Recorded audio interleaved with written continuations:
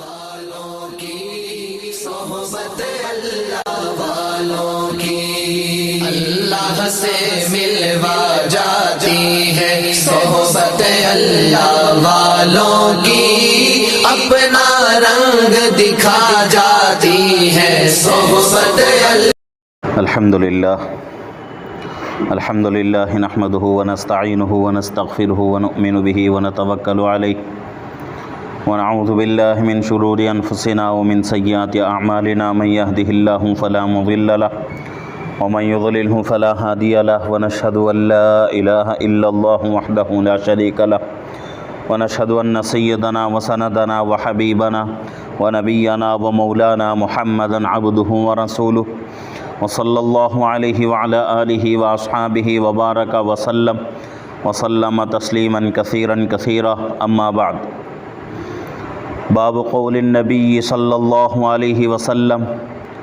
انا اعلمکم باللہ وان المعرفۃ فعل القلب، لقول اللہ تعالی ولکن یؤاخذکم بما کسبت قلوبکم، وبه قال حدثنا محمد بن سلام قال اخبرنا عبدة عن هشام عن أبيه عن عائشة رضي الله عنها أنها قالت كان رسول الله صلى الله عليه وسلم إذا أمرهم من الأعمال بما يطيقون قالوا إنا لنصنع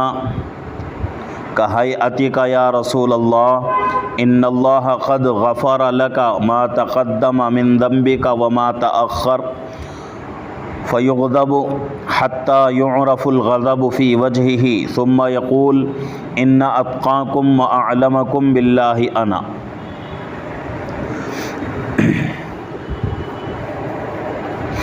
الحمدللہ ہماری درس حدیث کی مجلس چل رہی ہے۔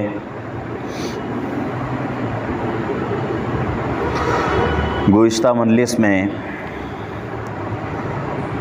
جو حدیث ہمارے سامنے آئی تھی وہ یہ تھی کہ فتنوں سے بھاگنا دینداری میں سے ہے۔ فتنہ کس کو کہتے ہیں، اس کے بارے میں بہت ساری باتیں ہمارے سامنے آئیں۔ پھر جو ہے خلاصہ میں عرض کر دیتا ہوں کہ فتنہ اس چیز کو کہتے ہیں جس سے اللہ کے دین پر عمل کرنے سے کوئی رکاوٹ پیدا ہو جائے، اس کو فتنہ کہا جاتا ہے۔ چاہے وہ رکاوٹ مال کے اعتبار سے ہو، چاہے جان کے اعتبار سے ہو، چاہے بیوی بچوں کے اعتبار سے، چاہے دکان کے اعتبار سے، چاہے اور کسی لائن سے ہو، اگر دین اور دین کے اعمال میں کوئی چیز رکاوٹ بن رہی ہے تو اس کو فتنہ کہا جاتا ہے۔ اور اسی طریقے سے اور ایک بات کہی جاتی ہے کہ دین کے پھیلنے میں جو چیز رکاوٹ بنتی ہے اس کو بھی فتنہ کہتے ہیں۔ تو اس فتنے سے بھاگنا دینداری ہے۔ گزشتہ مجلس میں حدیث ہمارے سامنے آئی تھی کہ حضرت ابو سعید خدری رضی اللہ عنہ بہت ہی فضیلت والے اور بہت ہی اونچے صحابی ہیں۔ وہ فرماتے ہیں کہ جس کا خلاصہ مفہوم یہ ہے کہ قیامت کے قریب ایک ایسا زمانہ آئے گا کہ آدمی کیا کرے گا، اپنا جو بہترین مال ہے، بہترین مال کس کو کہتے ہیں کہ اس زمانے میں آدمی کے پاس کچھ بکریاں ہوں گی، کچھ جانور ہوں گے، ان جانوروں کو لے کر پہاڑ کی چوٹیوں پر چلا جائے گا یا جنگلات پہ چلا جائے گا اور اس مال سے اور ان جانوروں کے ذریعے سے زندگی گزارتا رہے گا، تو وہ مال بہترین مال ہے۔ تو قیامت کے قریب ایسا زمانہ آئے گا۔ تو اس کے تحت پہ بہت ساری باتیں ہمارے سامنے آئی تھیں، بہت ساری حدیثیں بھی ہمارے سامنے آئی تھیں کہ فتنے کے تعلق سے، اور ان تمام باتوں کو اگر دیکھا جائے تو وہ زمانہ آج جو ہے آ چکا ہے۔ فتنوں کے بارے میں جدھر بھی آپ نگاہ دوڑائیں کہ دنیا کے اندر صرف اپنے ملک کا معاملہ نہیں، اپنے ملک کا مسئلہ نہیں، پورے دنیا کے اندر آج ماحول ایسا بنایا جا رہا ہے کہ جس سے مسلمان دینداری مسلمان کی زندگی سے ختم ہو جائیں، مسلمان جو ہے ایک دوسرے مذہب کا آدمی جس طرح زندگی گزارتا ہے اس طریقے سے زندگی گزارے، اس طرح لوگوں کا ایک ارادہ جو ہے ہو رہا ہے اور اس کے اوپر وہ لوگ جو ہے محنت بھی کر رہے ہیں۔ اب مثال کے اعتبار سے دنیا کا جو ہے دنیا کی مثال میں پیش کر رہا ہوں کہ ابھی جو ہے گزشتہ سال نہیں اسی سال رمضان سے پہلے مکۃ المکرمہ اور مدینۃ المنورہ یہ دو جو ہیں مقدس مقامات ہیں مسلمانوں کے، لیکن جہاں یہ مقامات ہیں ان مقامات پر اتنا گناہ عام ہو چکا اور اتنی جو ہے عیاشی وہاں ہو چکی، پورے دنیا کے مسلمان جن لوگوں کو جو ہے اس بات کا علم ہوا کہ بھئی مکہ مدینے کے قریب جو ہے ایسا کام ہوا ہے، ڈانس کا انتظام کیا گیا تھا، ڈی جے کا اور اسی طریقے سے گانوں کا، تو یہ تمام چیزیں ہوئیں، تو اس پر جو ہے دنیا بھر کے علماء جو ہے اس کے اوپر رد عمل کا اظہار کیا کہ بھئی سعودی حکومت کو جو ہے اس طرح نہیں کرنا چاہیے تھا، بہت ہی جو ہے بڑا گناہ انہوں نے کیا ہے کہ آج تک یہ دو مقامات اور ان دو مقامات کے قریب بہت بڑا علاقہ ایسا ہے جس کے اندر یہ کام نہیں ہوتے۔ تو اس طریقے سے جو ہے پوری دنیا کے اندر آج جو ہے یہ کوشش کی جا رہی ہے، اور یہ کوشش کس کے طرف سے ہو رہی ہے؟ یہودیوں کے طرف سے۔ یہودیوں کے طرف سے کوششیں ہو رہی ہیں کہ کسی بھی طریقے سے مسلمان کا ایمان جو ہے ختم ہو جائے، مسلمان کو کسی بھی اعتبار سے کیا کر دیا جائے، اپنے دین سے بے دخل کر دیا، اپنے دین سے جو ہے نکال دیا جائے، اپنے دین سے جو ہے ختم کر دیا جائے، اس طرح کی جو ہے یہ کوششیں ہو رہی ہیں، اور یہ تمام چیزیں جو ہیں فتنے ہیں۔ اور ایک حدیث گزشتہ مجلس پہ میں نے جو ہے آپ حضرات کو سنائی تھی کہ اللہ کے نبی پاک صلی اللہ علیہ وسلم فرماتے ہیں کہ قیامت کے قریب ایک ایسا زمانہ آئے گا کہ فتنے جو ہے اتنے زیادہ ہو جائیں گے، جس طریقے سے رات کی اندھیری کی جو ٹکڑیاں ہوتی ہیں، کہ جس طرح رات کا اندھیرا جس طریقے سے جس تیزی سے پھیلتا ہے، اس سے بھی زیادہ تیزی سے قیامت کے قریب فتنے آئیں گے۔ پوری دنیا کو چھوڑ دیجئے، اپنے گھر کا اگر جو ہے حساب لگا لیں گے، اپنی ذات کا اگر محاسبہ کر لیں گے تو ہمیں معلوم ہو جائے گا کہ بھئی ہمارے گھر کے اندر کیسے فتنے آ گئے، ہمارے گھر کے اندر بے دینی کیسے جو ہے عام ہوتی جا رہی ہے، اور دینداری جو ہے ہماری زندگیوں سے ہمارے گھروں سے ختم ہوتی جا رہی ہے۔ ہم جو ہے آسانی کے ساتھ اس کا محاسبہ کر سکتے ہیں۔ تو اللہ کے نبی پاک صلی اللہ علیہ وسلم نے ان تمام باتوں سے آگاہ فرمایا ہے امت کو کہ قیامت کے قریب ایسے فتنے جو ہے جنم لیں گے، اور ان فتنوں میں اگر کوئی آدمی ان فتنوں کے اندر داخل ہونے کی تو دور کی بات، فتنوں کی طرف صرف جھانکے گا تو بھی وہ بھی صرف جھانکنے کی وجہ سے بھی وہ آدمی جو ہے گمراہ ہو جائے گا۔ تو ایسے فتنے جو ہے آج کل نمودار ہو رہے ہیں۔ تو گزشتہ مجلس میں بہت ساری باتیں ہمارے سامنے آئیں، پھر ان باتوں کو میں اس لیے دہرا رہا ہوں کہ گزشتہ مجلس میں جو حدیث گزری تھی بہت ہی جو ہے جامع اور مانع حدیث تھی، اور بہت ہی ہمارے لیے کام کی باتیں تھیں، تو اس لیے ان تمام باتوں کا خلاصہ پھر ایک مرتبہ میں آپ حضرات کے سامنے سنا رہا ہوں۔ تو آج جو حدیث ہمارے سامنے آ رہی ہے وہ حدیث اس باب کو جو لا رہے ہیں حضرت امام بخاری رحمۃ اللہ علیہ، باب قول النبی صلی اللہ علیہ وسلم، کہ یہ باب اللہ کے نبی پاک صلی اللہ علیہ وسلم کے قول انا اعلمکم باللہ وان المعرفۃ، کہ میں تم میں سب سے زیادہ اللہ کو پہچاننے والا ہوں اور اللہ کو جاننے والا ہوں۔ ظاہر سی بات ہے اللہ کے نبی صلی اللہ علیہ وسلم سے بڑھ کر کون سی ذات ایسی ہے جو اللہ کو پہچانتی ہو، اللہ کے بارے میں جانتی ہو؟ دنیا کے اندر کوئی ذات ایسی پیدا نہیں ہوئی جو اللہ کے نبی صلی اللہ علیہ وسلم سے بھی بڑھ کر اللہ کو پہچانتی ہو، اللہ کو جانتی ہو۔ اور آگے حضرت امام بخاری رحمۃ اللہ علیہ فرما رہے ہیں کہ وَأَنَّ الْمَعْرِفَةَ فعل القلب، یعنی معرفت جو ہے پہچاننا وہ دل کا کام ہے۔ پہچاننا جو ہوتا ہے وہ دل سے ہوتا ہے۔ آدمی جو ہے آنکھوں سے پہچان نہیں سکتا، کانوں سے پہچان نہیں سکتا، آنکھوں سے صرف دیکھ سکتا ہے، کانوں سے صرف کسی بات کے بارے میں، کسی چیز کے بارے میں سن سکتا ہے۔ پہچاننا کس سے ہوتا ہے؟ دل سے ہوتا ہے۔ تو حضرت امام بخاری رحمۃ اللہ علیہ فرماتے ہیں کہ وَأَنَّ الْمَعْرِفَةَ، پہچاننا جو ہے فعل القلب، دل کا کام ہے۔ لقول اللہ تعالی، جیسا کہ اللہ کا فرمان ہے وَلَٰكِن يُؤَاخِذُكُم بِمَا كَسَبَتْ قُلُوبُكُم، یہاں جو ہے اللہ رب العزت یہ آیت میں قسموں کے بارے میں فرما رہے ہیں کہ لوگ جو ہے یعنی کہ بیکار جو ہے قسمیں کھاتے رہتے ہیں، اس چیز کے بارے میں یہاں بیان کر رہے ہیں۔ لیکن یہ آیت کا جو ٹکڑا حضرت امام بخاری رحمۃ اللہ علیہ لا رہے ہیں اس کا حدیث سے کوئی مناسبت نہیں، حدیث کے الفاظ الگ ہیں، اور حضرت امام بخاری رحمۃ اللہ علیہ جو آیت لا رہے ہیں، آیت کا ٹکڑا لا رہے ہیں، اس کا مطلب الگ ہے۔ تو حدیث جو ہے جس کا ترجمہ ہم سن لیتے ہیں،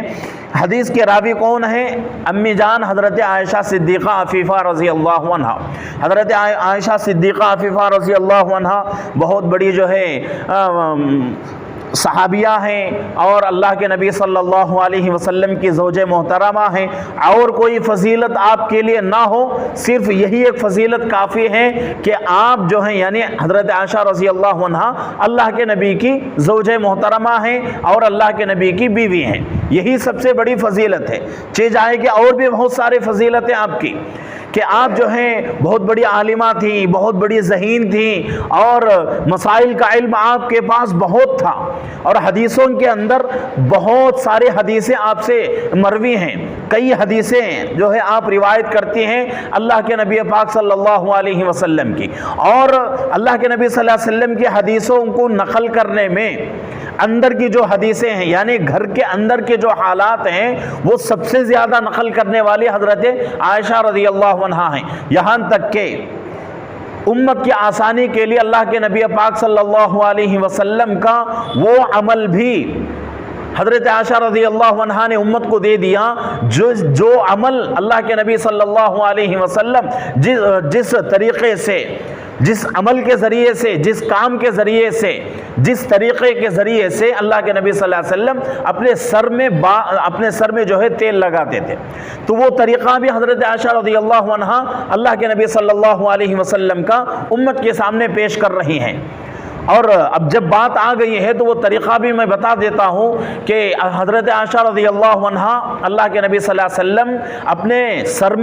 اپنے سر کے بالوں میں جو تیل لگاتے تھے اس کا طریقہ کیا تھا؟ حضرت عائشہ رضی اللہ عنہا فرماتی ہیں کہ پہلے اللہ کے نبی صلی اللہ علیہ وسلم بائیں ہاتھ کے ہتھیلی میں تیل ڈالتے تھے، تیل بائیں ہاتھ کے ہتھیلی میں یعنی دائیں ہاتھ کے ہتھیلی میں تیل ڈالتے تھے، اس کے بعد شہادت کی انگلی سے پہلے بھون پر 3 مرتبہ سیدھے بھاؤں پر اور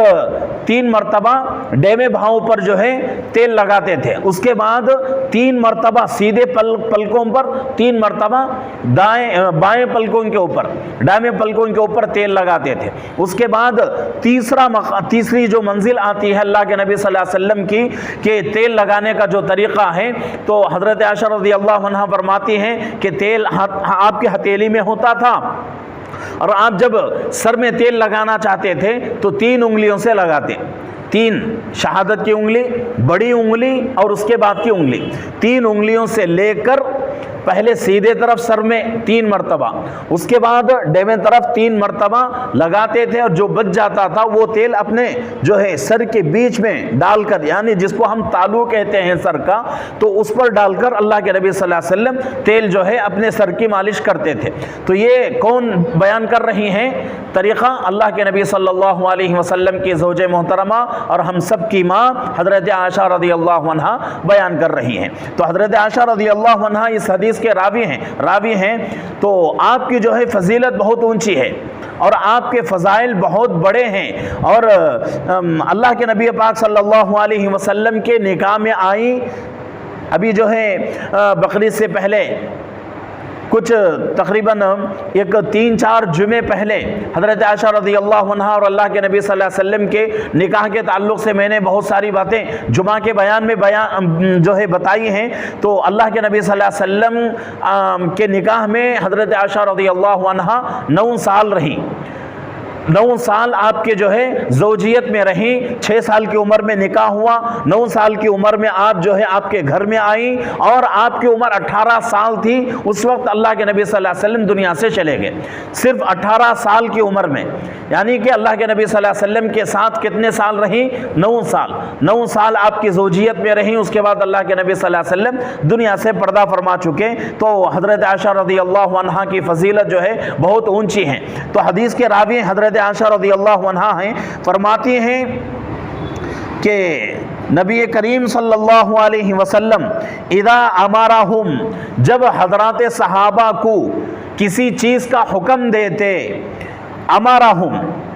من الاعمال بما یطیقون، ان اعمال کا حکم دیتے، ان باتوں کا حکم دیتے، ان کاموں کا حکم دیتے، جو کام، جو بات، جو طریقے حضرات صحابہ کر سکتے تھے آرام سے، انہی باتوں کا حضرات صحابہ کو اللہ کے نبی صلی اللہ علیہ وسلم حکم فرماتے تھے۔ یہ اللہ کے نبی صلی اللہ علیہ وسلم کی عام عادت تھی کہ کسی صحابی کے اندر جتنی طاقت ہوتی تھی اللہ کے نبی صلی اللہ علیہ وسلم اس صحابی کو اتنا ہی جو ہے علم دیتے تھے، اور اتنا ہی جو ہے اس کو جو ہے دین کا پابند بناتے تھے۔ ایسا نہیں ہوتا تھا کہ بھئی ایک صحابی کی طاقت جو ہے بہت کم ہے، اللہ کے نبی صلی اللہ علیہ وسلم اس کے اوپر بوجھ ڈال رہے ہوں، ایسا کبھی نہیں ہوتا تھا۔ تو یہاں حضرت عائشہ رضی اللہ عنہا فرماتی ہیں کہ اللہ کے نبی پاک صلی اللہ علیہ وسلم حضرات صحابہ کو اگر کسی چیز کا، کسی بات کا حکم دینے کا ارادہ کرتے تو کون سے باتوں کا ارادہ کرتے، کون سے باتوں کا حکم کرتے؟ انہی باتوں کا حکم کرتے تھے جو آسانی سے صحابہ جو ہے جن کے اوپر عمل کر سکتے تھے، انہی باتوں کا حضرات صحابہ کو اللہ کے نبی صلی اللہ علیہ وسلم حکم فرماتے تھے۔ جو چیز طاقت سے باہر ہوتی تھی اس سے ہرگز اس کو جو ہے آپ حکم نہیں دیتے تھے۔ جیسا کہ حدیث میں آتی ہے بات کہ اللہ کے نبی پاک صلی اللہ علیہ وسلم کے عمل کو دیکھ کر حضرات صحابہ نے ازواج مطہرات کے پاس آئے، آ کر پوچھنے لگے کہ بھئی اللہ کے نبی صلی اللہ علیہ وسلم کے اعمال کیسے ہیں؟ تو امہات المومنین نے بتا دیا کہ بھئی یہ اعمال ہیں۔ تو حضرات صحابہ ان اعمال کو کم محسوس کرنے لگے، کم سمجھنے لگے کہ بھئی اللہ کے نبی صلی اللہ علیہ وسلم جو ہے آپ کا مقام اتنا اونچا، آپ کا جو ہے مرتبہ اتنا اونچا، اور آپ کے اعمال جو ہیں اتنے کم ہیں، اتنے اعمال تو ہم بھی کر لیں گے۔ تو حضرات صحابہ رضی اللہ عنہم میں سے کچھ صحابہ نے کیا کر دیا کہ پوری زندگی کے لیے روزے رکھنا شروع کر دیا، اور پوری زندگی کے لیے راتوں میں جاگنا شروع کر دیا۔ تو حضرات صحابہ کو اللہ کے نبی صلی اللہ علیہ وسلم نے منع کر دیا اور یہ فرما دیا کہ بھئی اس طرح کا عمل نہ کرو، اس طرح کا عمل نہ کرو کہ اس کی وجہ سے تم کیا ہو جاؤ گے، دین اعمال سے جو ہے تمہاری طبیعت اکتا جائے گی، اعمال سے تمہاری طبیعت جو ہے بیزار ہو جائے گی۔ اس سے بہتر یہ ہے کہ بھئی پوری زندگی روزے رکھنا چھوڑ دو، کبھی کبھی روزے رکھ لو، تو یہ تمہارے لیے بہت ہی اچھی بات ہے۔ تو حضرات صحابہ کو اللہ کے نبی صلی اللہ علیہ وسلم نے منع فرما دیا کہ بھئی پوری زندگی روزے مت رکھو۔ کہ کبھی کبھی جو ہے روزے رکھ لیا کرو، جیسا کہ ہر مہینے میں جو ہے 3 دن کا روزہ رکھنے کا جو ہے معمول ہے کہ چاند کی 3 تاریخ ہیں، 13، 14، 15 ان تاریخوں میں روزہ رکھ سکتے ہیں، جن کو ایام 20 کے روزے کہا جاتا ہے۔ تو ان 3 تاریخوں کے جو ہے روزے رکھ سکتے ہیں، لیکن پوری زندگی روزہ رکھنا منع کر دیا گیا ہے۔ اسی طریقے سے حضرات صحابہ میں سے کچھ صحابہ رات بھر نفلیں پڑھنے کا انہوں نے جو ہے وعدہ کر لیا تھا، ٹھان لیا تھا کہ بھئی پوری زندگی نہیں سوئیں گے، تو حضرات صحابہ کو اللہ کے نبی صلی اللہ علیہ وسلم نے اس سے بھی منع فرمایا۔ اور ایک صحابی حضرت عثمان ابن مظعون رضی اللہ عنہ، حضرت عثمان غنی رضی اللہ عنہ الگ صحابی ہیں، حضرت عثمان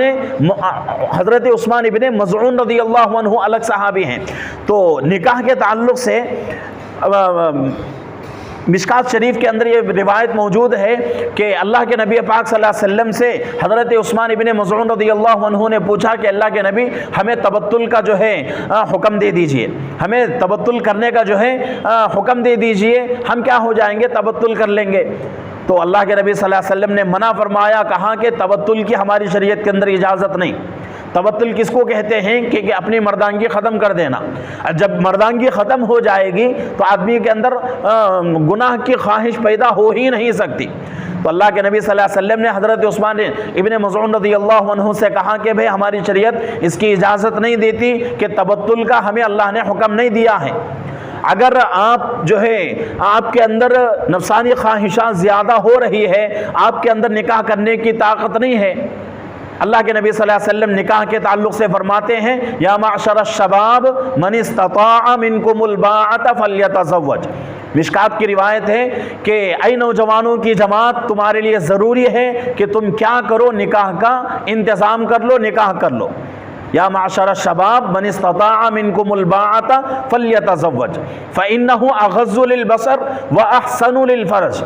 نکاح کے 2 فائدے اللہ کے نبی صلی اللہ علیہ وسلم نے بیان فرمائے کہ اگر تم نکاح کرو گے تو تمہیں 2 فائدے ملیں گے،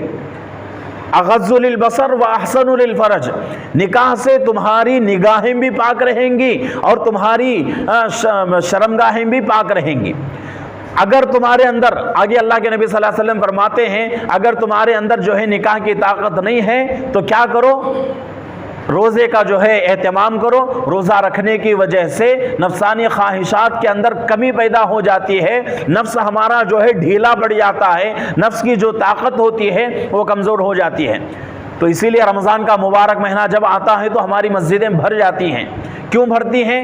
وجہ اس کی یہی ہے کہ بھئی روزہ رکھتے ہیں، روزہ رکھنے کی وجہ سے ہمارا جو نفس ہے وہ کمزور پڑ جاتا ہے۔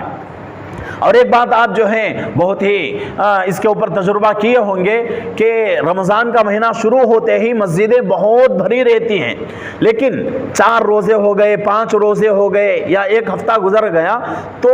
مسجدوں کی جو تعداد ہے مسلمانوں کی، نمازیوں کی، وہ کم ہوتی آتی ہے۔ کیوں کم ہوتی ہے؟ کہ وہ لوگ جو شروع میں روزہ رکھتے ہیں، رمضان کا مہینہ شروع ہو جاتا ہے تو روزہ رکھتے ہیں، کوئی جو ہے 2 روزے 3 روزے رکھ کر چھوڑ دیتے ہیں۔ جب روزہ رکھنا شروع کرتے ہیں تو وہ لوگ جو ہیں، ان لوگوں کا جو نفس ہے وہ کمزور پڑ جاتا ہے۔ تو اسی وجہ سے 5 نمازوں میں لوگ جو ہے ہمیں بہت بڑی تعداد میں نظر آتے ہیں۔ جب وہ لوگ روزہ رکھنا چھوڑ دیتے ہیں تو پھر ان کو جو ہے نفس جو ہے اچک لیتا ہے، نفس جو ہے ان کو کیا کر دیتا ہے، بہکانا شروع کر دیتا ہے۔ تو روزے کی وجہ سے آدمی جو ہے اپنے نگاہوں کو بچا سکتا ہے اور اپنی شرمگاہ کو بچا سکتا ہے۔ تو یہاں جو ہے یہ بتانا مقصود ہے کہ اللہ کے نبی پاک صلی اللہ علیہ وسلم نے صحابہ کو بعض عبادتوں سے منع فرمایا، ان میں سے ایک زندگی بھر کے لیے روزہ رکھنا، اس سے بھی منع فرمایا۔ زندگی بھر راتوں میں جاگنے سے بھی اللہ کے نبی صلی اللہ علیہ وسلم نے منع فرمایا۔ اور اسی لیے جو ہے ہماری شریعت کے اندر ایک مسئلہ ہے کہ اگر کوئی آدمی جس کو جو ہے قرآن سے بہت ہی زیادہ محبت ہے تو اس کے لیے کہا جاتا ہے کہ بھائی وہ آدمی جو ہے 3 دن سے کم میں قرآن ختم نہ کرے، 3 دن سے کم میں قرآن ختم نہ کرے۔ اگر کوئی آدمی 3 دن سے کم میں قرآن ختم کرنا شروع کر دے گا، اور یہ حکم کیوں دیا گیا، اس کی وجہ یہی ہے کہ آدمی جو ہے شروع میں تو بہت ہی شوق سے کام کرے گا، 3 دن میں ختم کر لے گا، 2 بار کرے گا، 3 بار کرے گا، یا پھر جو ہے 10 بار کرے گا۔ اس کے بعد اس کی طبیعت کیا ہو جائے گی، اگتا جائے گی۔ اب آدمی جو ہے ہمیشہ کے لیے قرآن شریف کیا کر دے گا، چھوڑ دے گا۔ تو یہاں جو ہے جو نقصان ہو رہا ہے اس فائدے سے وہ فائدہ جو شروع میں ہوا ہے اس سے بڑا یہاں نقصان ہو رہا ہے۔ تو اس سے بہتر یہ ہے کہ آدمی جو ہے 3 دن سے کم میں قرآن جو ہے ختم نہ کرے بلکہ 10 دن میں قرآن ختم کر لے، اور یہ جو ہے اپنا جو ہے پابندی کے ساتھ جو ہے یہ عمل جاری رکھے، تو یہ جو ہے عمل بہت ہی بہتر ہے۔ تو اسی لیے اللہ کے نبی صلی اللہ علیہ وسلم فرماتے ہیں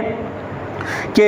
اللہ کے نبی صلی اللہ علیہ وسلم نے بعض عبادتوں سے حضرات صحابہ کو منع فرمایا۔ تو یہاں حضرت عائشہ رضی اللہ عنہا فرماتی ہیں کہ اللہ کے نبی پاک صلی اللہ علیہ وسلم حضرات صحابہ کو انہی چیزوں کا حکم دیتے تھے جن چیزوں کو صحابہ آسانی کے ساتھ کر سکتے تھے، جن چیزوں کو کرنے کا حضرات صحابہ کے اندر طاقت ہوتی تھی انہی چیزوں کا آپ کو حکم دیتے تھے۔ تو اسی لیے بعض جو ہے ہم تعلیم کے اندر سنتے رہتے ہیں حدیثوں کے اندر کہ جب جو ہے جنگ میں صحابہ کو لے جاتے تو جنگ میں جانے سے پہلے پوری جماعت کو اللہ کے نبی صلی اللہ علیہ وسلم کیا کرتے تھے، آرام کے ساتھ دیکھتے تھے، اور ایک آدمی کو جو ہے چھان کر نکالتے تھے، اور ان میں اکثر جو ہے بچوں کو نکال دیتے تھے اور کمزور لوگوں کو نکال دیتے تھے۔ کیوں؟ وجہ اس کی یہی ہے۔ اور جہاد جو ہے افضل العبادات، عبادتوں میں سے افضل العبادت ہے، تمام عبادتوں میں سے سب سے بہترین عبادت جہاد ہے، لیکن اللہ کے نبی صلی اللہ علیہ وسلم بچوں کو نکال رہے ہیں اور کمزور صحابہ کو نکال رہے ہیں، بوڑھے صحابہ کو، بیمار صحابہ کو اللہ کے نبی صلی اللہ علیہ وسلم نکال رہے ہیں۔ تو مطلب یہی ہے کہ بھئی بچے یہ کام نہیں کر سکتے، کمزور لوگ یہ کام نہیں کر سکتے، بیمار لوگ، بوڑھے لوگ یہ کام نہیں کر سکتے۔ ایک جو ہے جنگ کے بارے میں بات آتی ہے کہ حضرت حسان رضی اللہ عنہ بہت بڑے صحابی ہیں اور شاعر رسول کا لقب جو ہے ان کو ملا ہے کہ اللہ کے نبی صلی اللہ علیہ وسلم نے حضرت حسان رضی اللہ عنہ کو مدینے کے اندر شعر کہنے کی اجازت عطا فرمائی، اور ایسے شعر حضرت حسان بن ثابت رضی اللہ عنہ جو ہے کہتے تھے جس کو سن کر بہت سارے لوگ جو ہے اسلام میں داخل ہو جاتے تھے۔ تو ان کے بارے میں بات آتی ہے کہ ایک جنگ میں گئے، جنگ میں جانے کے بعد عورتیں بھی موجود تھیں، عورتوں کا خیمہ الگ تھا، تو ایک دشمن نے کیا کیا، اس خیمے میں گھسنے کا ارادہ کیا اور ارادہ کر کے جو ہے اندر گھسنے کی کوشش کر رہا ہے۔ تو حضرت صفیہ رضی اللہ عنہا نے دیکھا کہ حضرت صفیہ رضی اللہ عنہا کون ہے، حضرت زبیر رضی اللہ عنہ کی والدہ اور اب اللہ کے نبی پاک صلی اللہ علیہ وسلم کی پھوپھی ہیں۔ تو تفسیر کے اندر جو ہے یہ بات گزری تھی کہ حضرت زبیر رضی اللہ عنہ کی والدہ حضرت صفیہ رضی اللہ عنہ اور اللہ کے نبی صلی اللہ علیہ وسلم کی پھوپھی ہیں۔ تو انہوں نے دیکھ لیا اور اللہ کے نبی صلی اللہ علیہ وسلم نے حضرت حسان بن ثابت رضی اللہ عنہ کو جو ہے اس عورتوں کی جماعت کا امیر مقرر کر دیا اور کہا کہ بھئی اس جماعت کی نگرانی کرو۔ تو اب دشمن جو ہے اندر آ رہا ہے، کوشش کر رہا ہے۔ حضرت صفیہ رضی اللہ عنہا نے دیکھا اور کہا کہ بھئی دیکھو دشمن آ رہا ہے۔ تو حضرت حسان بن ثابت رضی اللہ عنہ کے بارے میں آتا ہے اس وقت آپ اتنے بوڑھے ہو چکے تھے کہ آپ جو ہے تنے تنہا جو ہے اس دشمن کو بھگا نہیں سکتے تھے۔ تو انہوں نے کہا کہ بھئی میرے اندر تو وہ طاقت نہیں، صرف میں نگرانی کر سکتا ہوں، لیکن کوئی دشمن آ گیا تو اس کے ساتھ جو ہے میں حملہ نہیں کر سکتا، اس کے اوپر جو ہے میں وار نہیں کر سکتا۔ تو اس کے بعد جو ہے حضرت صفیہ رضی اللہ عنہا وہ بھی جو ہے بڑی عمر کی تھی لیکن عورت بھی تھی، اس کے باوجود بھی ایسا ایک مکہ مارا اس کو اور ایسا جو ہے ایک وار اس کے اوپر کیا کہ وہ آدمی جو ہے زخمی ہو گیا اور اس کے بعد جو ہے وہ آدمی بھاگ گیا۔ تو اللہ کے نبی پاک صلی اللہ علیہ وسلم جو ہے ہر صحابی کی طاقت کو اور اس کی استطاعت کو دیکھ کر کسی چیز کا حکم دیتے تھے۔ ایسا نہیں کہ بھئی یہ جو ہے حکم جاری کر دیا کہ آپ کے پاس طاقت ہو نہ ہو کرنا ہی کرنا، ایسی بات نہیں۔ تو یہ جو ہے اللہ کے نبی پاک صلی اللہ علیہ وسلم کا طریقہ تھا۔ اور حضرت عائشہ رضی اللہ عنہا فرماتی ہیں کہ آپ جو ہیں صحابہ کو جو بھی حکم دیتے تھے صحابہ کی طاقت کو دیکھ کر حکم دیتے تھے، ایسا ہی حکم نہیں دیتے تھے۔ آگے اللہ کے نبی حضرت عائشہ رضی اللہ عنہا فرماتی ہیں کہ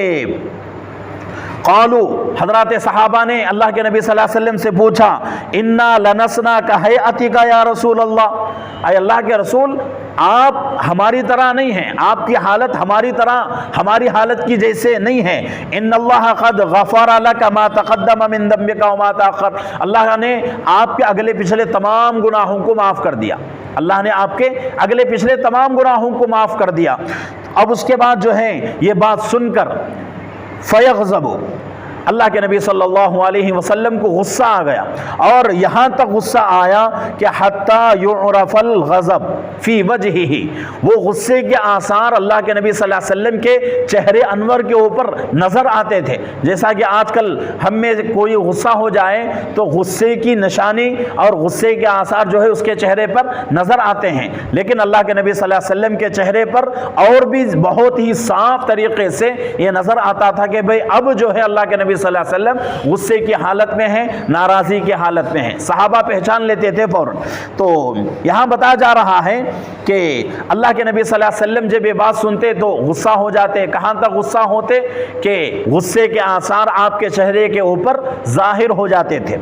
اب یہاں جو ہے دو باتیں، دو چیزیں جو ہیں، ایک یہ بتایا جا رہا ہے کہ اللہ کے نبی صلی اللہ علیہ وسلم سے صحابہ کہہ رہے ہیں کہ اللہ کے رسول آپ ہماری جیسے نہیں ہیں، آپ ہمارے جیسے نہیں، اللہ نے آپ کے اگلے پچھلے تمام گناہوں کو معاف کر دیا۔ اور یہ بات جو ہے قرآن کے اندر بھی موجود ہے، سورہ فتح کے اندر یہ بات موجود ہے۔ اللہ کے نبی صلی اللہ علیہ وسلم کی برات کا اللہ نے سورہ فتح کے اندر اس کا اظہار کیا ہے، 26واں پارہ ہے سورہ فتح، اس میں موجود ہے۔ تو یہ جو ہے اللہ کے نبی صلی اللہ علیہ وسلم کی ایک فضیلت تھی۔ اب یہاں جو ہے ایک اشکال ہو سکتا ہے کہ بھئی اللہ کے نبی صلی اللہ علیہ وسلم سے کیا گناہ ہو سکتا تھا، کیا گناہ ہوا تھا، یا پھر جو ہے حضرات انبیاء علیہ السلام سے گناہ ہو سکتا تھا، یا پھر جو ہے کسی نبی سے کوئی گناہ ہو چکا ہے۔